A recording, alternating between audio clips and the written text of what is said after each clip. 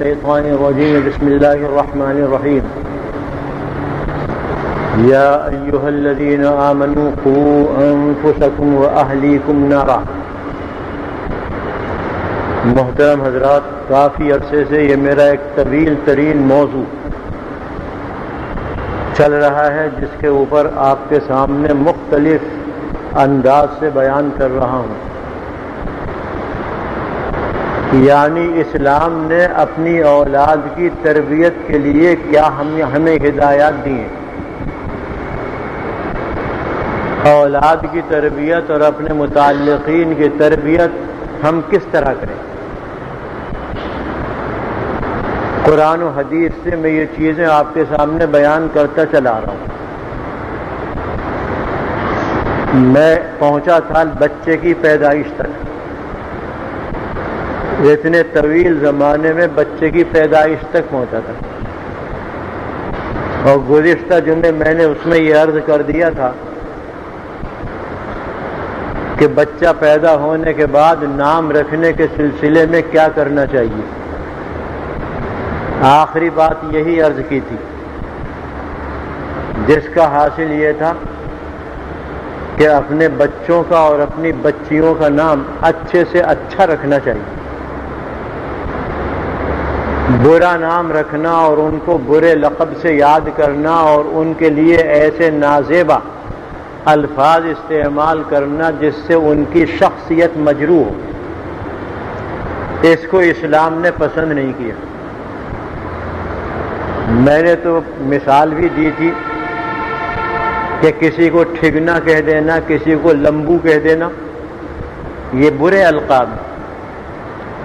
کسی کو نافرمان کے لقب سے یاد کرنا، کسی کا نام گھسیٹا رکھ دینا، ایسی قسم کے جو برے نام سمجھے جاتے ہیں ایسے نام رکھ دینا، یہ اسلام میں پسندیدہ نہیں۔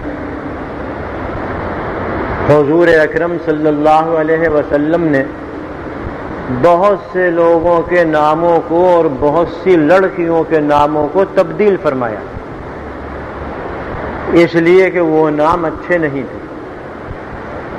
شاید میں نے پہلے بیان کیا تھا کہ حضرت عمر فاروق رضی اللہ تعالی عنہ کی ایک صاحبزادی کا نام رکھا گیا آسیہ، عین اور صاد۔ آپ نے فرمایا نہیں، یہ نام تبدیل کرو اور اس کا نام رکھو جمیلہ۔ چنانچہ وہ جمیلہ رکھا گیا، کیونکہ آسیہ کے معنی ہے نافرمان۔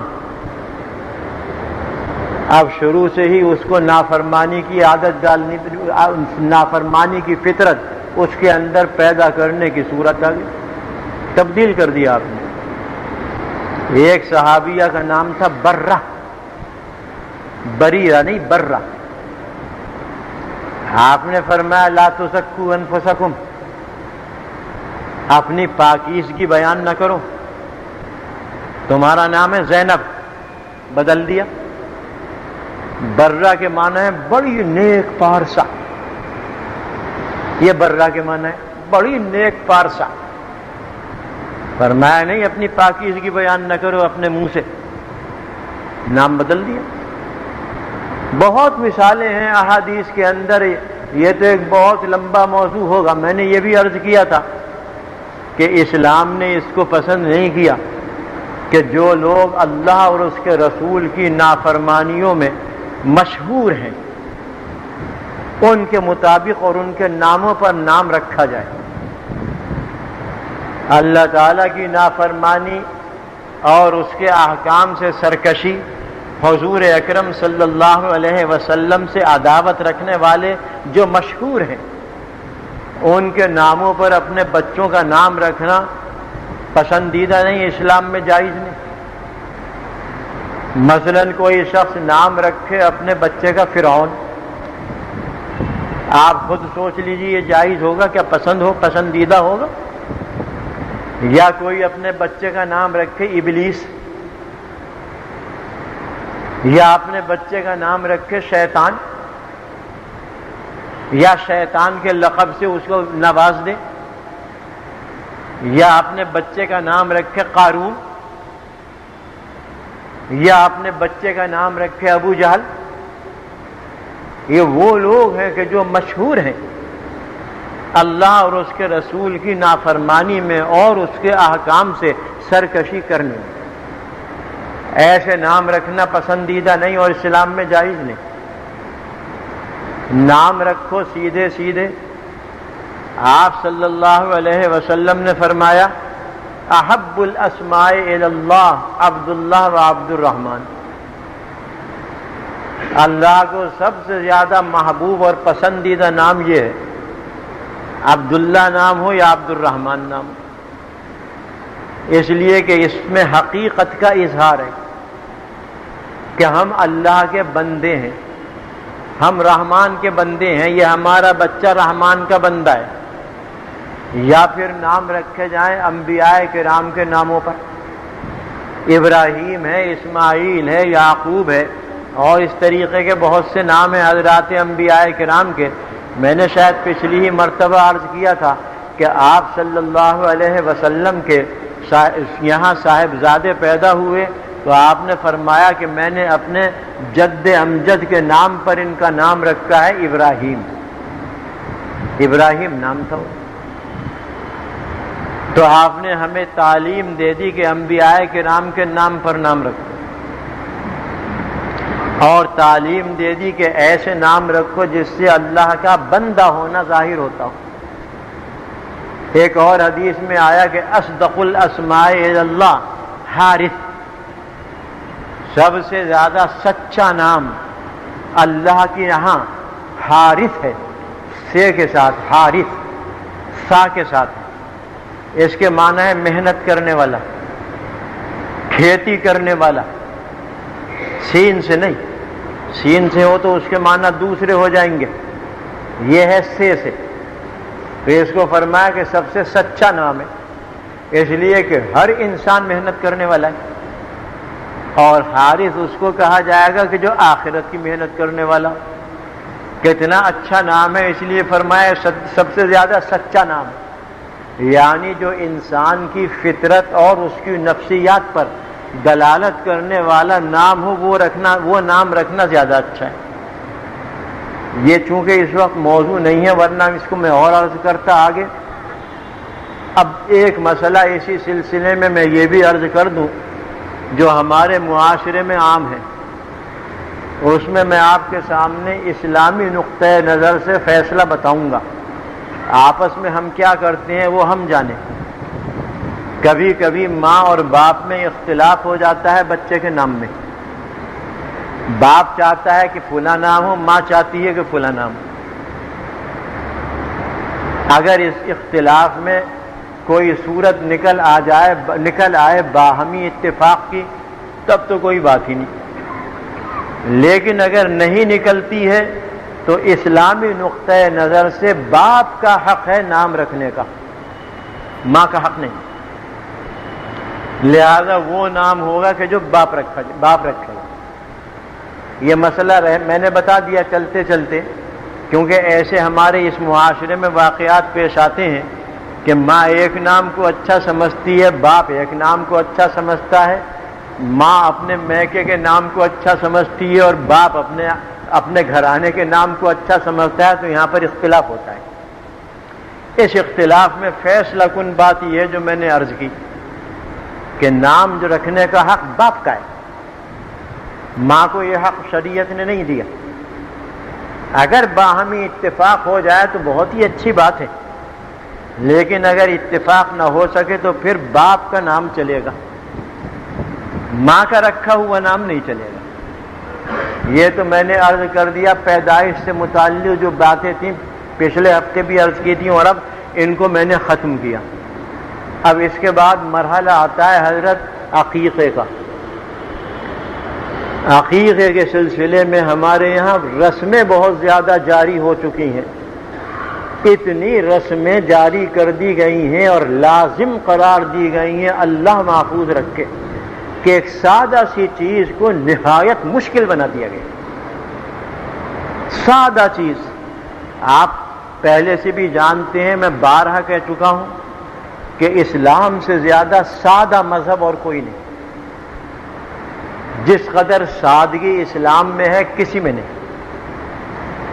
اس کا ہر حکم، اس کی ہر ہدایت، اسلام کی ہر تعلیم سادگی پر ہے. ہم نے اس سادگی کو ختم کیا اور ایسی ایسی رسمیں اپنی طرف سے اور اپنی خواتین کی طرف سے اس کے اندر داخل کر دی کہ اصل صورت بگڑ گئی. اس حکم کی اصلی صورت بگڑ گئی. کسی کو اگر کوئی اللہ کا نیک بندہ منع کرتا ہے تو کہتے ہیں دیکھو وہاں بھی آ گیا، منع کر رہا ہے ہمیں اس سے. دیکھو یہ تو ایسا آ گیا، ہمیں ان چیزوں سے روک رہا ہے. ہمارے باپ دادے کرتے چلے آ رہے ہیں. کیا یہ بات نہیں ہے؟ یاد رکھیے آخرت میں یہ نہیں سوال ہوگا کہ تمہارے باپ دادے کیا کرتے تھے اور تم نے ان کے مطابق عمل کیا یا نہیں کیا. آخرت میں سوال یہ ہوگا کہ ہم نے قرآن نازل کیا، سنت کی روشنی تمہیں عطا فرمائی، تم نے اس پر کتنا عمل کیا. یہ سوال ہوگا. باپ دادے کی رسموں کا سوال نہیں ہوگا. وہاں پر خاندانی رسمیں وہاں پر وبال جان بن جائیں گی. پیچھا چھڑانا مشکل ہو جائے گا، جواب دینا مشکل ہو جائے گا. اللہ تعالی ہمیں معاف فرمائے. اگر کسی کی گردن ناپ دی گئی اسی میں، بس اس کا حشر بگڑ جائے گا. اللہ تعالی ہمیں محفوظ رکھے اپنی گرفت سے اور اپنی پکڑ سے. اگر ذرا بھی گردن ناپ دی گئی ان رسموں کے سلسلے میں جو ہم نے داخل کر دی ہیں اسلامی مذہب کے اندر، دین کے اندر، جن کا کوئی وجود نہیں، وہاں پر جواب نہ دے سکیں گے. گردن پکڑ لی جائے گی. باپ دادوں کی رسموں کا نام نہیں ہے اسلام. اسلام نام ہے قرآن و سنت کا، اور کوئی چیز نہیں ہے اس میں. قرآن و سنت کے مطابق جو چیز ہوگی وہاں پر اس پر نوازا جائے گا، اور اس کے خلاف جتنی بھی چیزیں ہوں گی، جتنی بھی رسمیں ہوں گی، ان سب پر پکڑ ہو جائے گی. تو ہم نے تو رسموں کے اندر جکڑ دیا اس سادہ سے مذہب کو، اور ایسا جکڑ دیا کہ عام مسلمان کی دسترس سے باہر ہو گیا. عام مسلمان، غریب مسلمان، نادار مسلمان اب اس کو کر نہیں سکتا، اس حکم پر عمل نہیں کر سکتا. رسمیں آ گئیں ساری. عقیقے کی رسم بھی ایسی ہی ہے.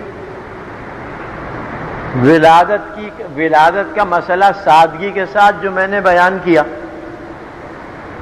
پچھلے ہفتے بیان کیا، آپ بتائیے اس میں کس قدر سادگی. اور ہمارے یہاں جو اس کے اندر رسمیں داخل کر دی گئیں. اب اگر کسی کے یہاں بچہ پیدا ہونے کی اور اس کی ولادت کی امید ہوتی ہے، بیچارے باپ کا خون خشک ہو جاتا ہے کہ میں کہاں سے لاؤں،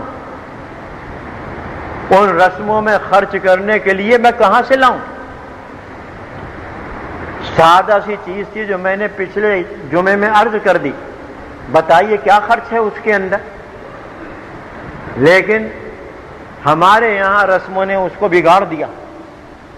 ایک غریب آدمی، نادار آدمی، ایک مزدور آدمی، اور اکثریت ہمارے یہاں مزدوروں اور غریبوں کی ہے، جب اس کے یہاں امید ہوتی ہے کسی بچے کی ولادت کی، کچھ نہ پوچھیے حضرت کہ کیا حشر ہوتا ہے اس کا، کس قدر فکر ہوتی ہے اس کی کہ 5,000 تو جائیں گے اسپتال میں کم سے کم، اور اتنے چاہیے لوگوں میں مٹھائی تقسیم کرنے کے لیے، اور اتنے چاہیے اذان کے لڈو دینے کے لیے، تقسیم کرنے کے لیے، اور اتنے چاہیے بیوی کو گھر پر لانے کے لیے، اور پھر اس کو غسل دلانا ہے تو اس میں اتنا خرچ ہوگا. کہاں ہے اسلام میں یہ؟ کہاں ہے؟ کیا صورت ہوئی بتائیے. ایک غریب آدمی بیچارہ فکر سے گھل جاتا ہے. حالانکہ سادگی اتنی ہے جو میں نے پچھلے ہفتے بیان کر دی. یہی حال ہم نے عقیقے کا بھی کر دیا. عقیقے کی جو سادگی والی تعلیمات ہیں میں وہ آپ کے سامنے عرض کروں گا ابھی، اور اس کے اوپر ہم نے جو اضافے کیے ہیں اور رسمیں اس کے اندر داخل کی ہیں میں ان کو بھی تھوڑا سا بیان کروں گا اور پھر ان رسموں کا ناجائز ہونا بیان کروں گا کہ وہ رسمیں ناجائز ہیں۔ پہلے تو عقیقے کے سلسلے میں یہ سمجھ لیجئے کہ حضور اکرم صلی اللہ علیہ وسلم نے امت کو اس کی ترغیب بھی دی ہے اور اس کے احکام اور مسائل بھی بیان فرمائے ہیں۔ لہذا عقیقہ کرنا مستحب ہے، فرض نہیں، واجب نہیں، لازم نہیں، مستحب ہے، زیادہ سے زیادہ کہہ سکتے ہیں سنت ہے، ورنہ ہمارے فقہا نے اس کو مستحب لکھا ہے کہ عقیقہ کرنا بچے کی جانب سے مستحب ہے۔ مستحب کا مطلب یہ ہے کہ اگر کسی باپ کے پاس وسعت ہے اور اتنی گنجائش ہے کہ وہ بآسانی عقیقہ کر دے تو وہ کر دے گا عقیقہ، تو اس کو ثواب بھی ملے گا اور کچھ فوائد بھی حاصل ہوں گے جو میں عرض کروں گا ابھی۔ اور اگر اس کے اندر طاقت نہیں ہے، غریب ہے، نادار ہے، بالکل وہ عقیقہ نہ کرے، کوئی گناہ نہ ہوگا، اللہ کے یہاں کوئی باس پرس نہ ہوگی۔ کتنے مسلمان ایسے ہیں ہمارے اسی ملک میں جو اپنی غربت کی وجہ سے عقیقہ نہیں کر سکتے۔ اسلام تو صرف امیروں کا مذہب نہیں ہے، اسلام تو اصل کے اعتبار سے غریبوں کا مذہب ہے۔ امیروں نے بگاڑ دیا رسم ڈال کر، ورنہ یہ غریبوں کا مذہب ہے، فقیروں کا مذہب ہے۔ اسلام میں داخل ہونے والے ابتدا میں یہ غریب غربا اور فقیر فقراء تھے، جیسا کہ آپ حضرات جانتے ہیں۔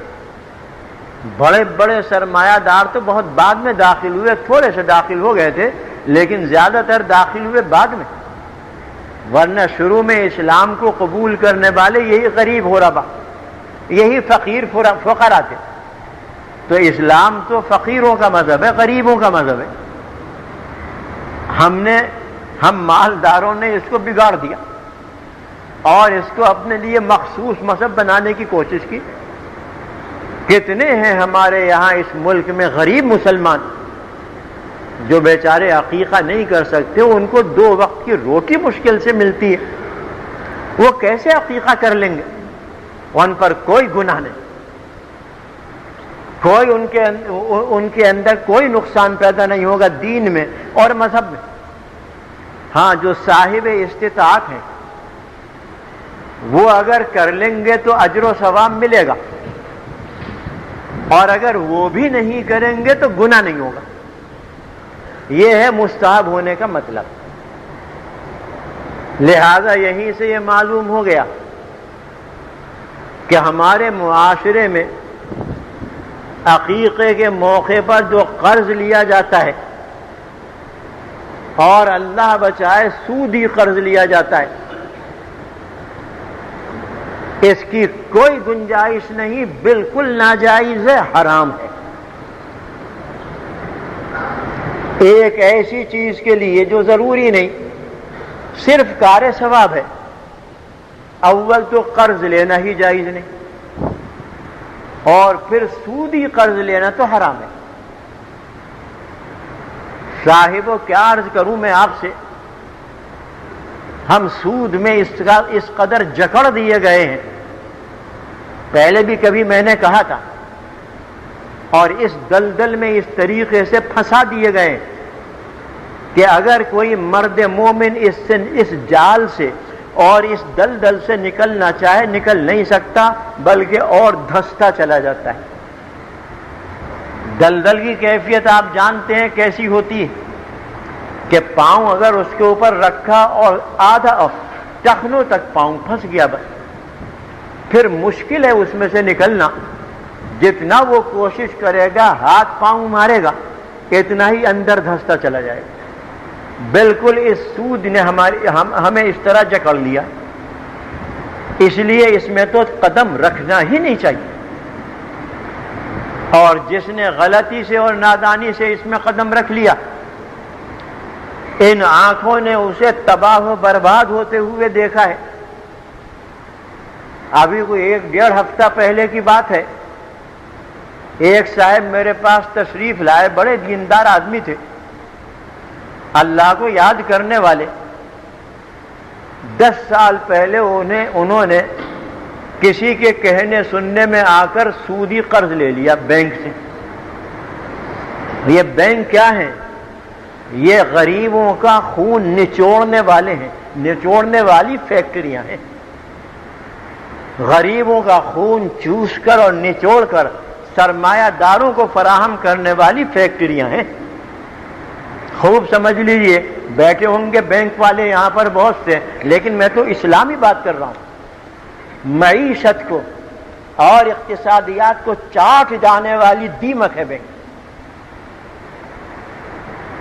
یہ دیمک ہے جو چاٹ لیتی ہے عام معاشرے کی اقتصادیات کو اور معیشت کو، غریب کو غریب تر اور مالدار کو مالدار تر کرتی چلی جاتی ہے۔ یہ وہ دیمک ہے، جوک ہے جو معاشرے میں لگی ہوئی ہے، اقتصادیات اور معیشت میں، یہ وہ جوک ہے۔ بہرحال ان بیچاروں نے کسی کے کہنے سننے میں آ کر بینک سے سودی قرض لے لیا۔ 10 سال کے اندر ان کی فیکٹری بھی رہن ہو گئی، مکان بھی رہن ہو گیا، سامان بھی رہن ہو گیا بینک کے اندر، اور جتنا اثاثہ ان کے پاس تھا وہ سب بینک نے اپنے پاس رہن کر لیا۔ سود اور قرض اپنے حال پر برقرار، خودکشی کرنے کی فکر میں تھے کہ میرے پاس کسی نے بھیج دیا۔ یہ کیفیت ہے حضرت۔ اس وقت تو بڑا اچھا معلوم ہوتا ہے کہ ہاں بھئی 1 لاکھ مل رہے ہیں، ٹھیک ہے ہم اب کما کر دے دیں گے۔ کمائی کوئی اپنے قبضے میں ہے، آمدنی کوئی اپنے قبضے میں ہے، جبکہ سود کے مال میں اللہ تعالیٰ نے وعدہ کر لیا ہے کہ ہم برکت نہیں دیں گے، مٹا کر چھوڑیں گے۔ کہاں سے آپ حاصل کریں گے؟ اللہ نے تو وعدہ کیا نہیں، اللہ نے تو اس کو مٹانے کا وعدہ کیا ہے کہ ہم تو مٹا کر چھوڑیں گے اس کی برکت۔ یمحق اللہ الربا ویربی الصدقات، اللہ تعالیٰ سود کی برکت کو مٹا کر چھوڑے گا۔ یمحق اللہ، مٹا دے گا اللہ تعالیٰ سود کو، اور اس سے اس کام میں برکت ہوگی نہیں بالکل۔ ہاں ویربی الصدقات، اللہ کی راہ میں صدقہ دو گے اخلاص کے ساتھ، یہ نہیں دکھانے کے لیے، اخلاص کے ساتھ اگر دو گے اللہ تعالیٰ اس میں برکت دے گا، وعدہ ہے۔ تو جب آمدنی اپنے اختیار میں نہیں، اللہ کی جانب سے وعدہ نہیں بلکہ وعدہ ہے اس کو مٹانے کا، تو محض یہ سوچ کر کہ ہاں ہم کما کر دے دیں گے، سود لے لینا کتنی بڑی نادانی ہے۔ تو سودی قرض پر لے کر عقیقہ کرنا بتائیے حرام ہوگا یا نہیں ہوگا؟ لیکن ہماری رسموں نے ہمیں بگاڑ دیا۔ کیا کہے گی ہماری برادری اگر ہم نے عقیقہ نہ کیا؟ کیا کہیں گے ہمارے دوست احباب اگر ہم نے عقیقہ نہ کیا؟ لہذا اپنے آپ کو سودی قرض میں جکڑوا لو اور عمر بھر اس سے نہ نکلو اور یہ عقیقہ کر دو۔ یہ تو بالکل ناجائز ہے، بالکل حرام ہے۔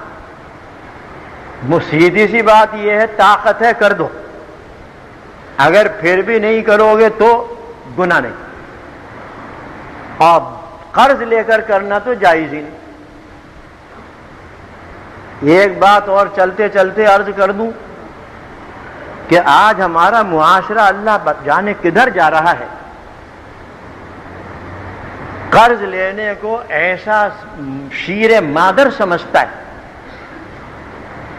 کہ گویا وہ حق ہے اس کا، قرض لینے کو ایسا سمجھتا ہے۔ حالانکہ اسلام نے قرض لینے کی حوصلہ شکنی کی ہے، اور قرض لینے کے اوپر بڑی بڑی ویسی باتیں آئی ہیں حضرت حدیث شریف میں، اور آخرت میں اس کے اوپر جو عذاب آیا ہے بلا ضرورت قرض لینے پر، وہ سب حدیث کی کتابوں میں۔ فرمایا آپ صلی اللہ علیہ وسلم نے جو بلا ضرورت جو ضرورت کی وجہ سے جو بلا ضرورت کسی سے کچھ مانگے اس میں یہ قرض بھی داخل ہے. تو قیامت کے دن وہ اس حال میں آئے گا کہ اس کے چہرے پر گوشت کا ایک ٹکڑا بھی نہ ہوگا, ہڈیاں ہوں گی, ڈھانچہ. اس حال میں آئے گا. کیوں؟ قرض لے رہا ہے اور ادا کرنے کی نیت سے لے رہا ہے, لیکن بلا ضرورت. اور دوسری طرف یہ آیا کہ اگر کوئی شخص ضرورت کی وجہ سے قرض لے مجبور ہو کر, تو اللہ تعالیٰ اس کی جانب سے ادائیگی کا انتظام فرما دیں گے. دوسری طرف یہ آیا تو قرض لینا تو جائز ہے ہی نہیں. بہرحال عقیقہ تو یہ ہے, اور عقیقے کے اندر آپ نے ایک دو باتیں بیان فرمائی ہیں, انہیں مختصر طریقے سے عرض کر دوں. آپ نے فرمایا عقیقے کے فائدے بیان کرتے ہوئے کہ بچے کے پیدا ہونے کے بعد عقیقہ کر دیا کرو اگر طاقت ہے, اس لیے کہ اس عقیقے کے دو فائدے ہوں گے. یہ میں اپنے الفاظ میں تشریح کرتے ہوئے بتا رہا ہوں, ورنہ اہل علم یہاں موجود ہوں گے. وہ حدیث وہ ہے جو ترمذی اور ابو داؤد میں آئی ہے کہ الغلام مرتہن بعقیقتہ. حاصل اس کا یہ ہے کہ عقیقہ کرنے والے کو دو فائدے ہوں گے. ایک فائدہ تو دنیا میں ہوگا, اور وہ یہ ہے کہ اس عقیقے کی بدولت اس بچے سے بلائیں اور مصیبتیں اللہ تعالیٰ دور فرما دیں گے, بیماریاں اس سے دور ہو جائیں گی. دوسرا فائدہ یہ ہے وہ آخرت کا ہے کہ یہ بچہ آخرت میں باپ کے لیے سفارش کرے گا بخشش کی اور مغفرت. یہ دو فائدے آپ نے بیان فرمائے جو ترمذی اور ابو داؤد شریف اور دوسری کتب حدیث میں موجود ہیں. یہ دو فائدے اس کے اندر آئے, اور اسی کے ساتھ آپ نے فرمایا کہ یہ عقیقہ پیدائش کے 7ویں دن کرو, اور اس بچے کے اوپر جو گندگی ہے اس